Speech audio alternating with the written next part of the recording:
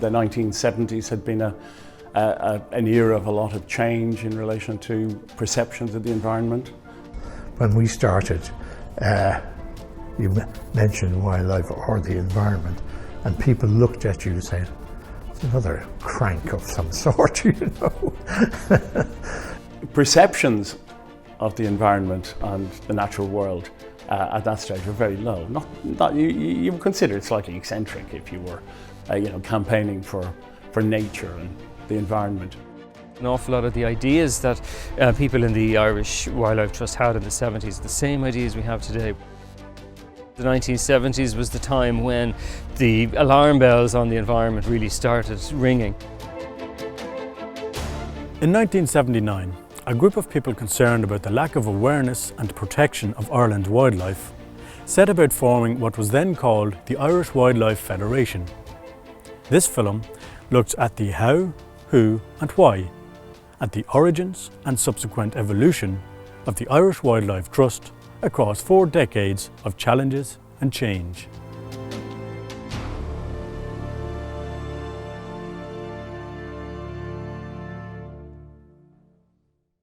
Well, in 1970, when the Council of Europe had the first European Conservation Year, I remember going out to the RDS. There was the Forest and Wildlife Service, as it was then, had a display out there, and virtually no one was interested in it. But then you got letters and articles appearing in the paper. You got people like Eamon de Butler and Gareth Van Gelderen, showing stuff much more, not just pretty animals, but issues on their programs on television. And the whole thing, I think that one year, 1970, really saw the dawn of awareness and the growth of interest in wildlife conservation. Well, there was a need to do something about conserving wildlife. We had started the Irish Wild Birds Conservancy, as it was then, and the Wild Bird Conservancy was only interested in birds.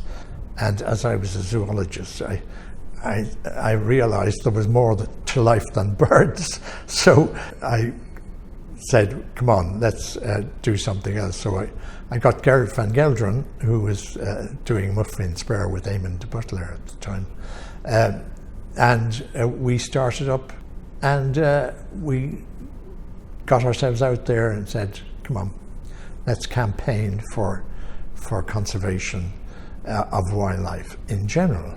And I think we actually met in this building in 1979 and came up with the idea. We were all involved with other conservation organisations, but we felt there was a need for a more broad, embracing nature and wildlife in general body.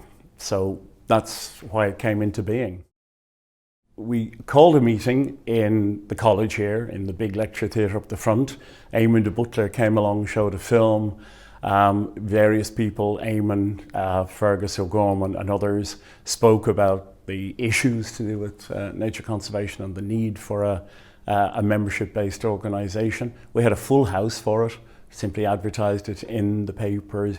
And then it really took off when David Attenborough came over later in the year. 1979, as I said, was when the book Life on Earth and the television series came out.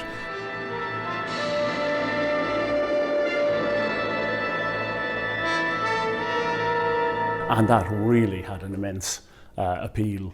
And so he came over and gave 2 lectures in the RDS to capacity audience.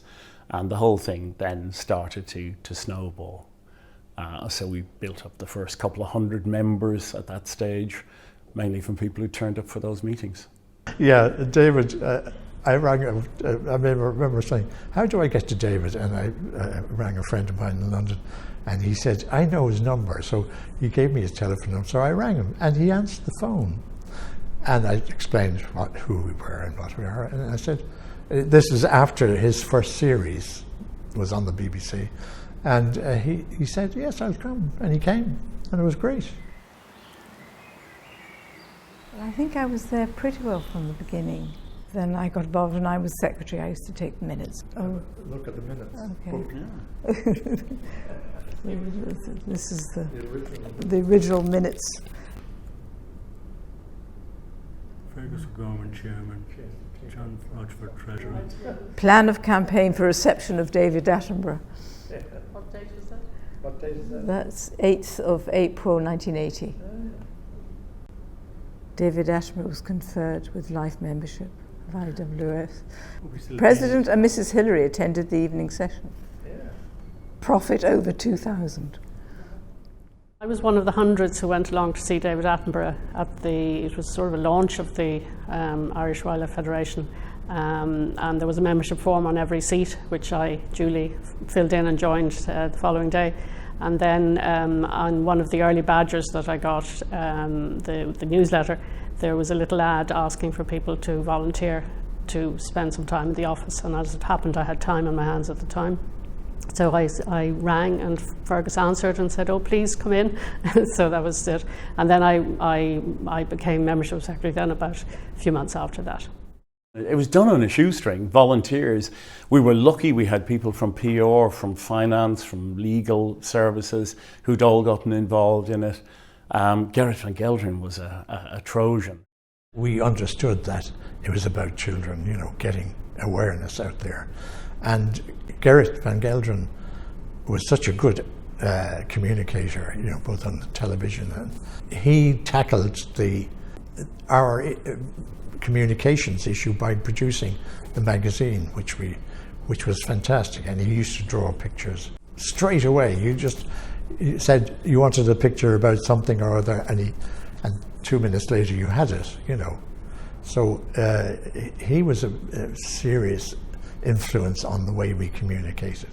I mean, I remember him in the middle of the night printing T-shirts so that we had something with the logo on it to bring to schools and whatever else. Gerrit van Gelderen used to put it together, so a decision be made who might be asked to write something. I'd often go around collecting the copy, bring it up the mountains to Gerrit where he was living, and he'd add in his doodles and his so on, set it all, and then it was a simple 8, 10, 12 pages maybe, black and white, quite a lot of print and drawings, the odd photograph. So it's quite a much more sophisticated thing nowadays. Because I was involved in seals, and when I got a phone call from a farmer in Mayo saying they were killing the seals on Inishkay, and it was the pupping season, and there were baby seals suckling dead mothers. It was a really horrific, and of course it made the Sunday papers, as you can imagine, and so that was the first campaign in the sense that we had. Fergus mentioned the seal kill on Inishkay, and I remember being in the office in Western Road, the little office that Fergus had, and a child came in. He was about 14, and he had taken all his money out of his post office book, and he gave it to me, £100, because he would have been so upset by the spread in the Sunday Tribune the previous Sunday. So those sort of things, not that you want seals to be killed, but those sort of things did raise our profile in those early days, certainly. And then we went from there to why wasn't Ireland a member of the International Whaling Commission? And the reply I got from the minister involved was, we don't have whales in Ireland. That's some time ago. Even I knew there were whales in Ireland. But so we campaigned about that.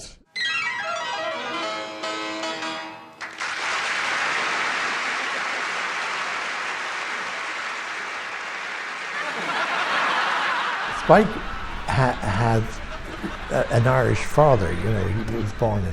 He was born in India, but he always had a graw for Ireland.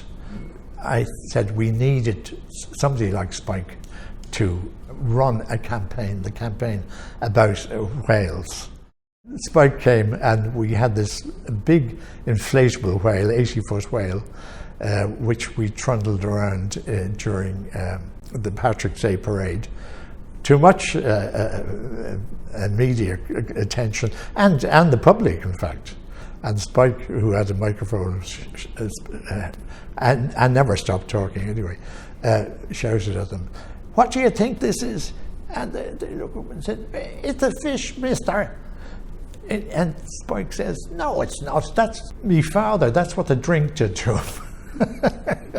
So it went on like that. You know, we had a hilarious time. My daughter was on the Spike Milligan, the float. The one thing I remember about Spike Milligan is as we were going through the streets of Dublin, he'd shout, "Hooray for Hee-Haw the donkey," meaning Charlie. I went to the States and got Tip O'Neill to write a letter. In fact, he sat down and I dictated it. And he's to Charles J. Hockey, who was the Taoiseach at the time. And he said, "You give it to him." So he gave it to me, and I gave it to Charlie, who was not impressed. But when I said to him, "What are you going to do?" he said, "What do you think I'm effing going to do?" You know? And he rang up the minister at the time and said, "We are joining the International Whaling Commission. Do it!"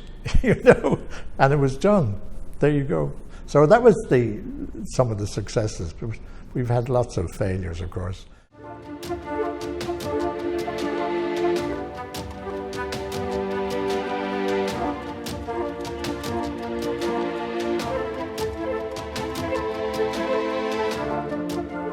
When you look back at 1979, now obviously we're here this evening celebrating 40 years of the Irish Wildlife Trust. Now back in 1979, I suppose environmental awareness certainly was nothing on the scale as it is today.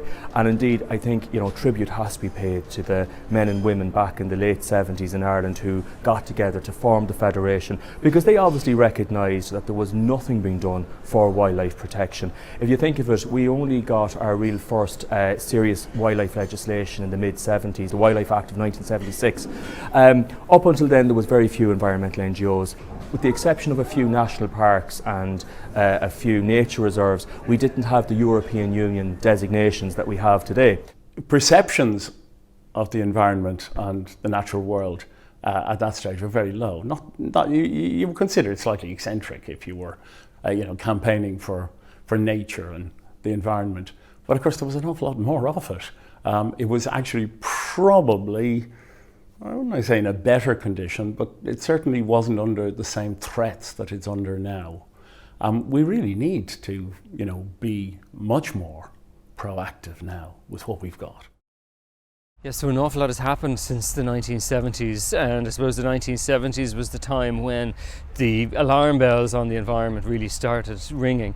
And unfortunately, the sad news is that we haven't been successful in reversing the declines of biodiversity and the pressures on wildlife. And if anything, the pressures are accelerating and things are only getting worse, unfortunately.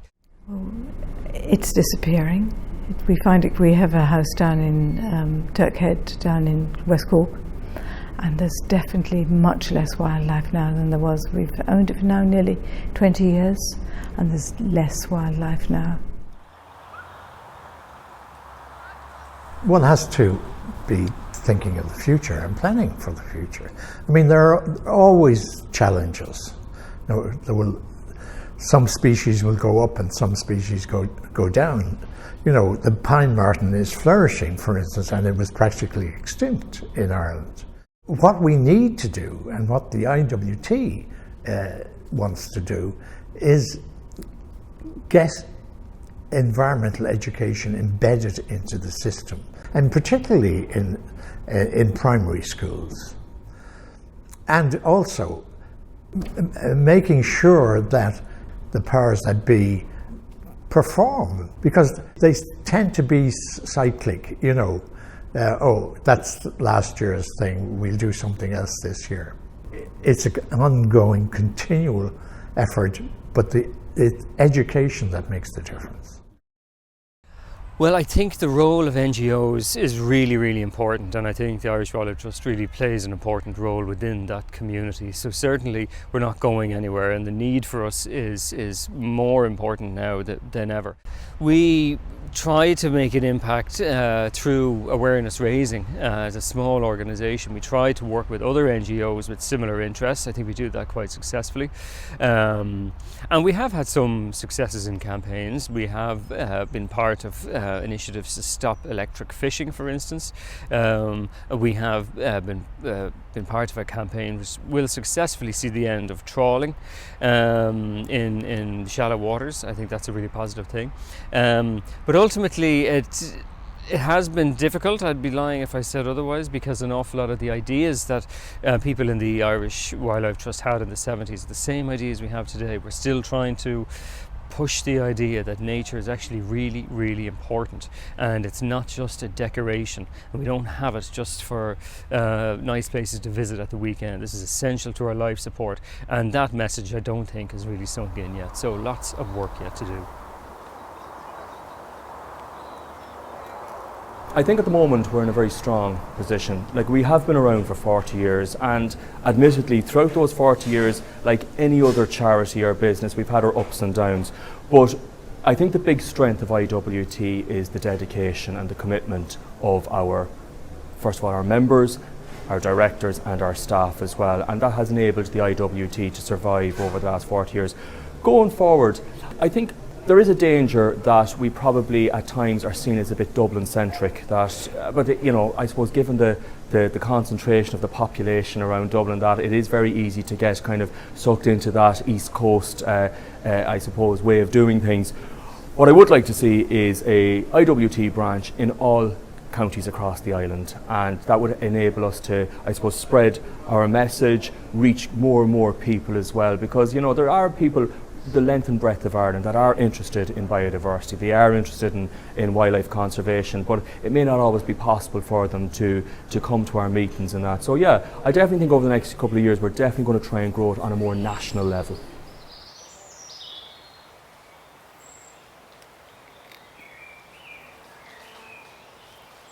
I remember one of the first groups we had in Knocksink, you know, the wood.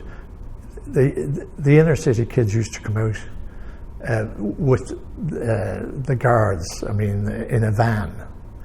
The guards took them out, and many of them had never been in the countryside before.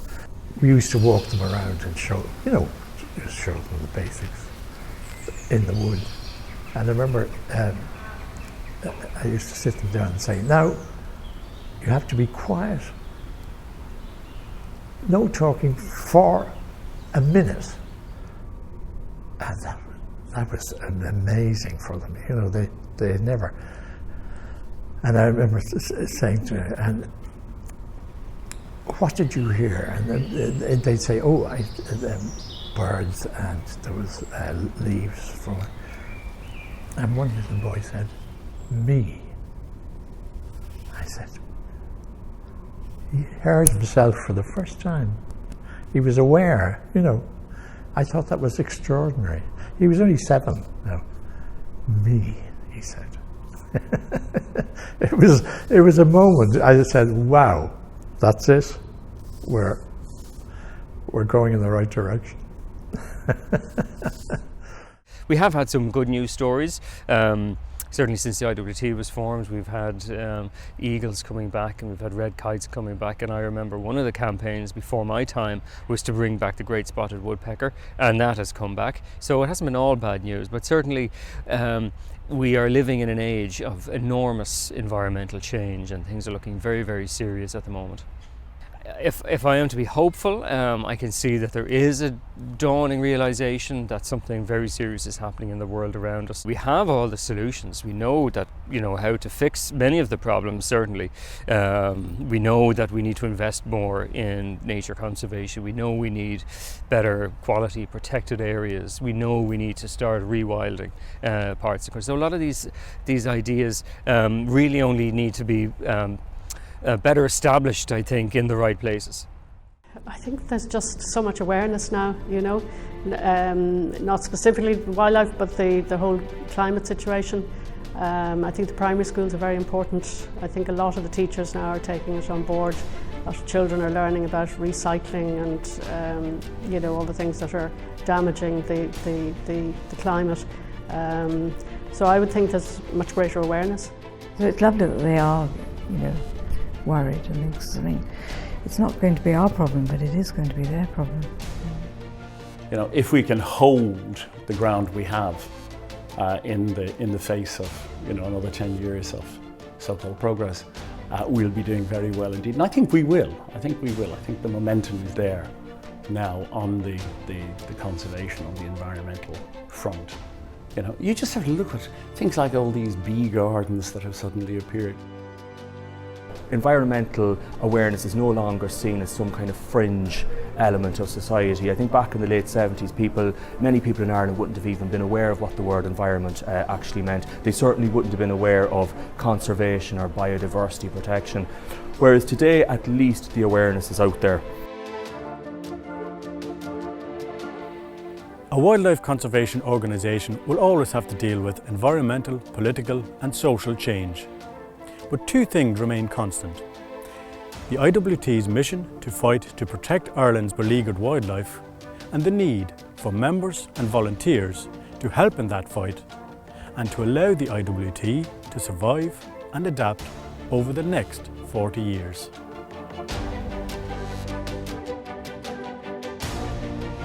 It's now no longer considered mad to be interested in bats and bees and butterflies. In fact, you're considered to be slightly mad if you're not.